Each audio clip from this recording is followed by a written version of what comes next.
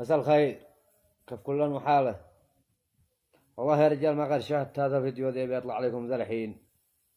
يعني ذي ما بش بقلبه رحمة ولا في قلبه ضمير ولا في قلبه إنسانية. ما هو شمني ولا هو رجال. اسمع، انت شو اسمك؟ صقر. صقر. هذا وش هو هذا اللي جايبكم هنا؟ يمن. قول لي قصتك. يمن. قصتك وش هي؟ أبي متوفي وأنا دخلت هنا أشقي على أمي. ايوه. أمي فيها عبد الفقري، دخلت أدور لي حق علاج ليها وأروح. أيوة. ويقول لنا لما طلعنا الزلط يضربنا. من هو؟ علي اسمي. وش يسوي؟ وين يوديكم؟ ودينا البيت ونزلنا هنا في الشوارع. في الشوارع. يقول اذا ما جبت فلوس يضربنا. يضربكم. وين ضربك؟ شوف.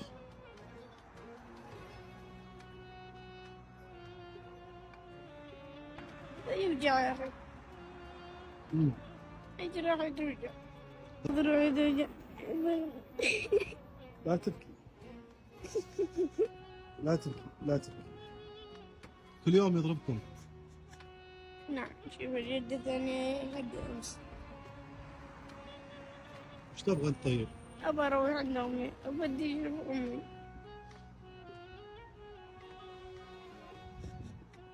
اسمعي، الأمور طيبة، معلش. كلم الشرطة. ها؟ أيوة. بدي أروح عند أمي. أنت بطل. كم عمرك؟ 12. 12 ولا 13؟ 12. أنت رجال. إن شاء الله. أنت رجال. يا أخي. لا تبكي، لا تبكي.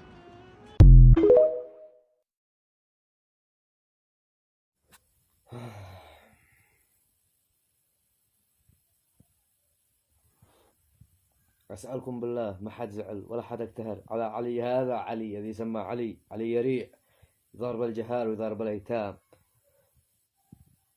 يعني ما عنده ضمير ولا عنده إنسانية ولا عنده ذرة نخوة. آدمي جاهل، يعني ما قد بلغش إن العمر 15 سنة مدري 12 سنة ويدخل يلقي على أمه يتيم.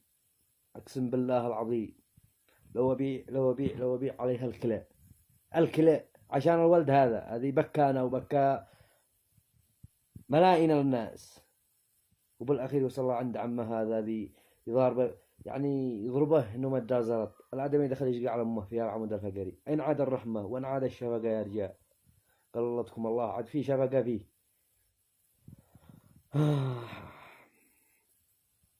الله يكون في عونك يا صقر.